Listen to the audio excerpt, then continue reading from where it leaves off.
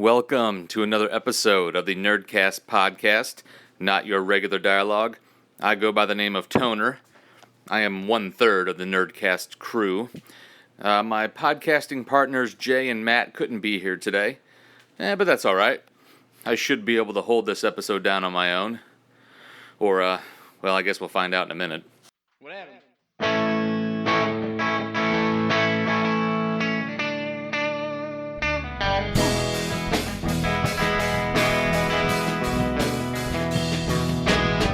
I'm heading home with some latest ventriloquist.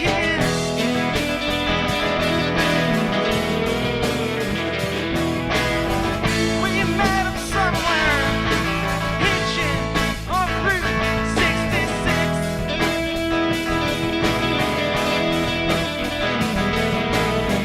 On the day you left me, my life became this big mess.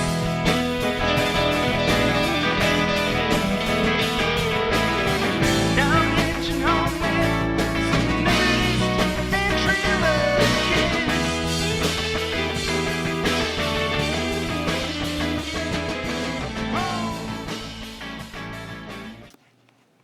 Okay, that was 1 Hour Motel with their song Nude Ventriloquist. Now I'm going to sound biased because I know one of the guys in that band, but Nude Ventriloquist is one of the coolest song titles I've ever heard. Just saying. So, let's talk Captain America for a minute. My wife's stepson and I watched Captain America, the Winter Soldier, last night, actually. It was on Stars. It's a great movie. So we're like, hey, why the hell not? Let's just watch it. So it got me thinking. This is the, third movie that we've seen Scarlett Johansson's character, Black Widow. And that character is badass. And Scarlett Johansson does a great job with that character. And I know there was something online a few weeks ago. I don't know if it was discovered in like a leaked email or just some studio executive not knowing what the hell he was talking about. I guess the question was posed, how come we don't have any more, or there haven't been any female featured superhero movies, as of late. And apparently they were referencing movies that were total crap, that just bombed. I think they referenced Supergirl from, 1984, Halle Berry's Catwoman, which cracks me up because all you had to do was watch the trailer for that movie, and you're like, this movie's going to be absolute crap. It's like, spoiler alert, how did you not know this movie was going to suck? Then there was, they referenced Elektra, which I had no desire to see that, because even after seeing Daredevil, which wasn't the worst comic book, adaptation ever. It just wasn't good. But everybody says about that movie, watch the director's cut. It's like a totally different movie. I even heard Kevin Smith say that on one of his more recent podcasts. So I'm going to add that to my list to things to watch. So, but anyway, so Elektra, that bombed.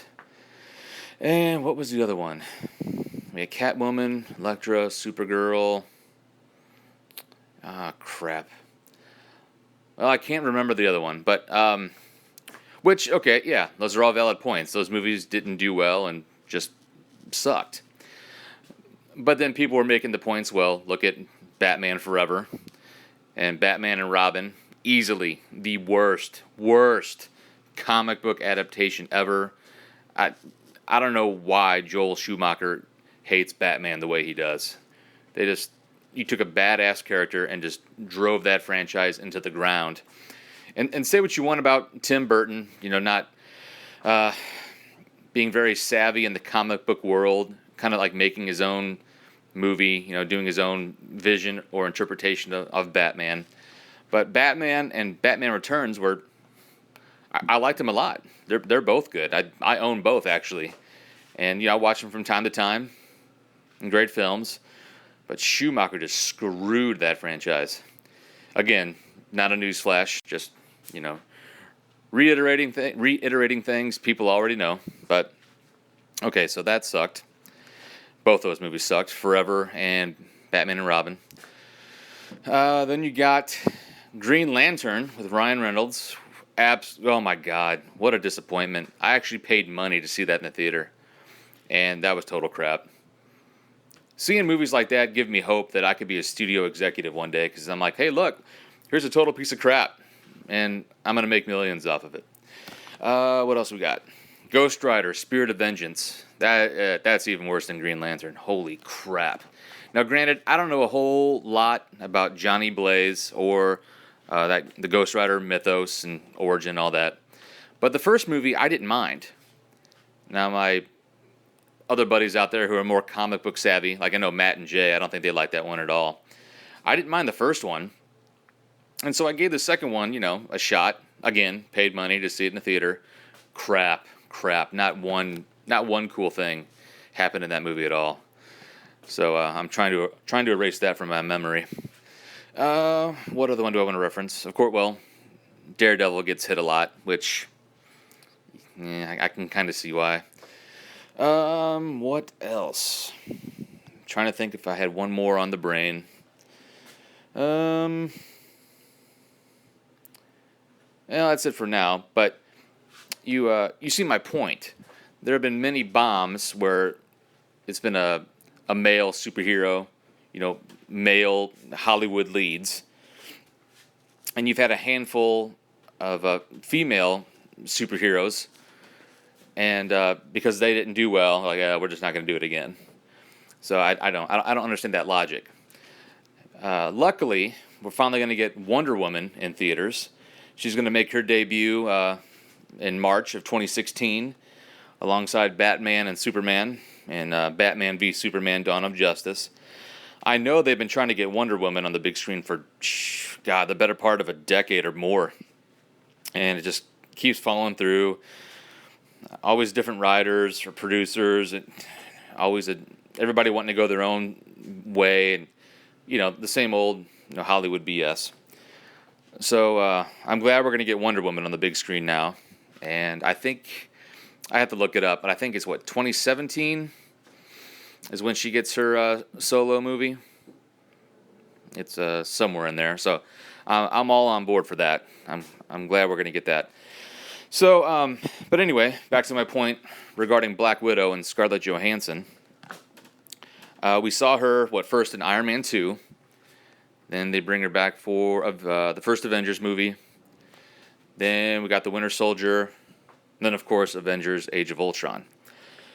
But watching her in Winter Soldier last night, that character is badass.